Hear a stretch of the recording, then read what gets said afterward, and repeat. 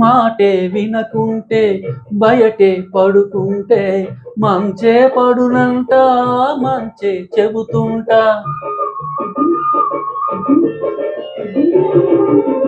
అమ్మో మగవారు అన్నిట తగువారు, హద్దే మరిచేరు చాలిగా జోరు. కోపం తీరాలంట, తాపం తగ్గాలంట, తాపం తగ్గాలంటే చొరవే మానాలంట. మాట మంతి మర్యాదే అపచారమా.